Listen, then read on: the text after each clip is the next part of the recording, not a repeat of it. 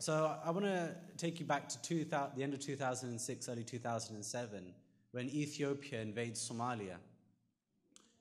And after it did, there was a whole group of Westerners who were in Somalia at the time. And because the conflict had started, they had to escape. So the embassies told them, well, there's no embassy in Somalia, so you have to go to Kenya. So these brothers and sisters, they made this massive migration by foot all the way from Somalia to Kenya, trying to get to Nairobi to their embassies. And amongst that group of 70, there were 4 British brothers. Now these brothers, they made this massive effort, often with their life literally on the line, being shot at on the border by various agencies and whatever else. And when they arrive in Kenya, unfortunately they never make it to Nairobi. In fact, what happens to them is that they're detained by the Kenyan Anti-Terrorism Police Unit. And during detention, one of them, he's smart enough to think to himself, well, maybe if I bribe the guard with a promise of a Western Union transfer from the UK, he'll let me use his mobile phone. So alhamdulillah, this brother had the awareness to do that. And so this is where I come in, or Cage comes in as an organization, because I'm sleeping at like 4 o'clock in the morning, and all of a sudden my phone starts ringing, and it's a brother that I know from my university days. It was very strange that he should be ringing me at that time. So I pick it up, and he's like, Asim, we've got another Muazzin Beg on our hands. You've got to come and meet me. So like, as soon as it was possible for the tubes to start running in the morning, I jumped on the tube and I went into Whitechapel to meet the brother. And I said, what's going on? He goes, well, we've got the situation.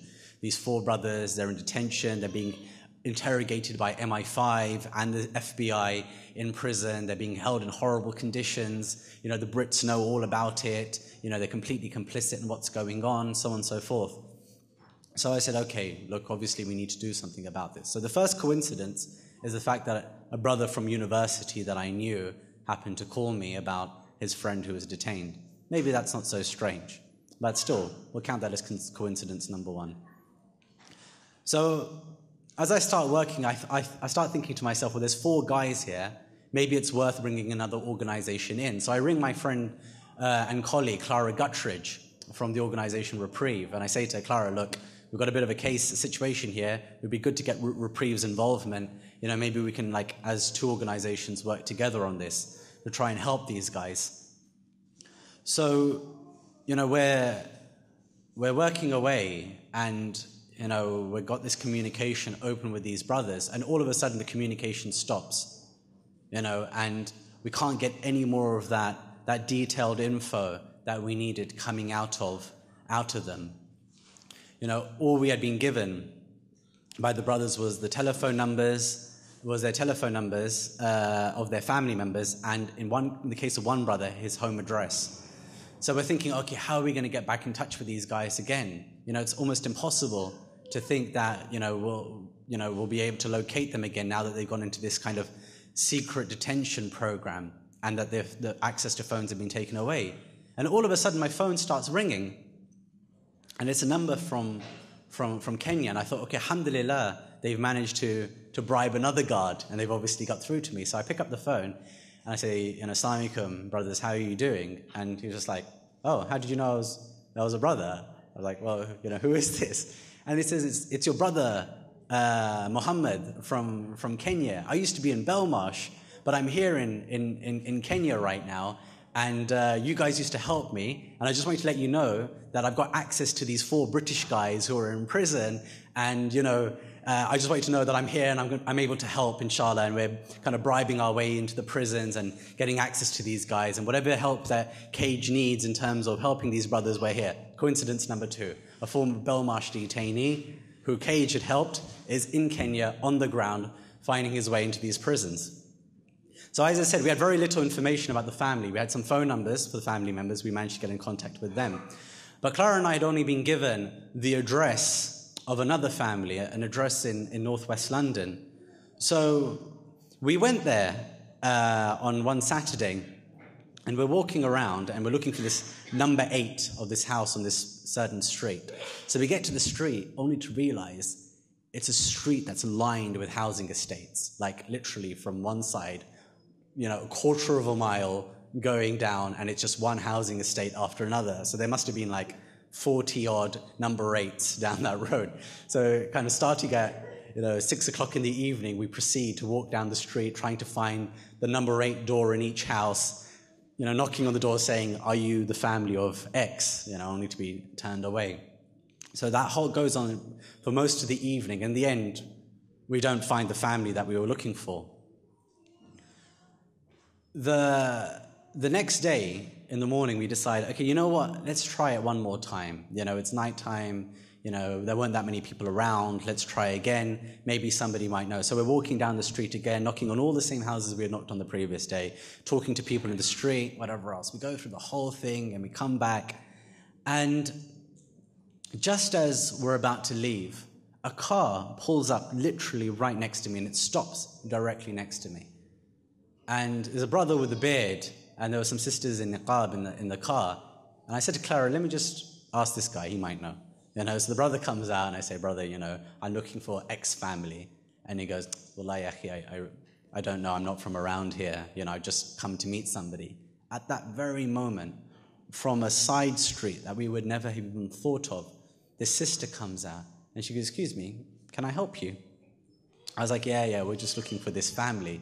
She goes, this is about their son, Muhammad, and the trouble he's been in. I was like, yes, it is. Sorry.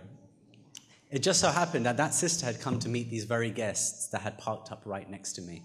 Wallahi ladhim, Clara turns to me and she says, if nothing ever made me believe that God was guiding things as we go along, it's that very, very moment that literally out of the blue, after 2 days, after 2 days of trying to find this family, and that sister happens to live in the flat above the family. It goes on. So we get to the door of the family's house, and the brother who's been detained in Kenya, his sister comes out, and she says, who are you? What are you looking for? I said, pull out my Cage card. Thinking all the Muslims know about Cage, right? Obviously. So I give her my card. I was like, we're from this human rights group, Cage. This is what we do. This is my colleague Clara from Reprieve. We're here to help. They had been raided by the police the night before, so they were a bit apprehensive about people turning up. So the sister, she says, look, I've just got to do a couple of things. I'll come back and I'll talk to you when I come back, inshallah. So she runs off somewhere. We go into the flat of the woman who had, seen us outside, just to kind of wait there. So it turned out that the sister had gone to a friend of her brother's and said, look, this guy with the beard has just turned up at our house, pretending to be, I don't know what, some human rights guy or whatever else, What do you think I should do? So he looks at the card and he goes, forget about him. He's probably a wasteman police guy or whatever, Tell him to get lost. Okay? So, thanks. And so at that moment, obviously that was it. We weren't going to get inside with the family. It turned out that very morning he had been on the phone to another brother and had said to that brother, it's been 3-4 years since we met up. You've been in Egypt. You're back now. Let's meet up. So that brother happened to be standing next to him at this moment and says to him, you idiot, don't you know who Asim is? I went on Umrah with Asim. Can you imagine at that moment, subhanAllah, when they relate this to me later, that there's no reason for the guy who's given my card to trust me, and he tells me to get lost. But he decides to meet up with a friend who he hasn't seen in 4 years. Just that morning, at that moment, when I needed some kind of validation for who I am and the fact that I'm not coming with any kind of wrong agenda or whatever else, that just then it just happens to be standing there.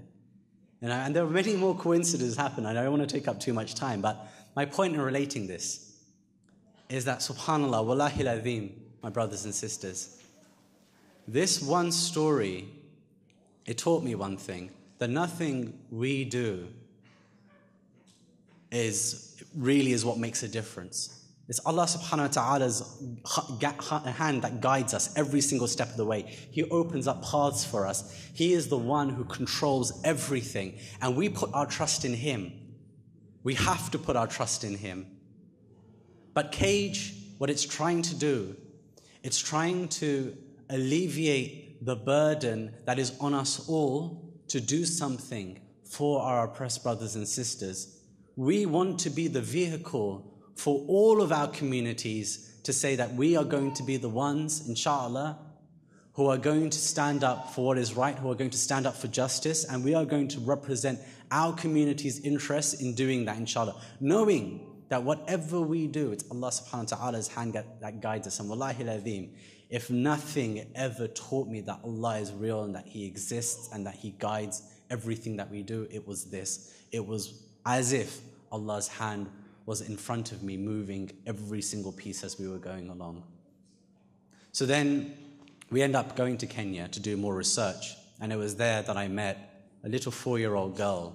Her name was Hafsa Saleh Ali, who had been detained by the Kenyan anti-terrorism police for a whole month without charge or trial, forced to sleep on a hard floor in the cold, very, very cold Nairobi nights because they said that your father's a terrorist. They interrogated this 4-year-old child, who later would go on, and every time she would see a man in a uniform, a Kenyan man in a uniform, even if he was just a cleaner, would soil herself because she was so traumatized by that experience.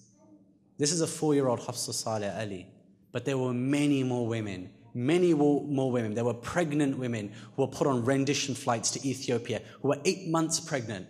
One woman who gave birth on the plane as she was being rendered to Ethiopia. These are just some of the unheard of stories in relation to our sisters.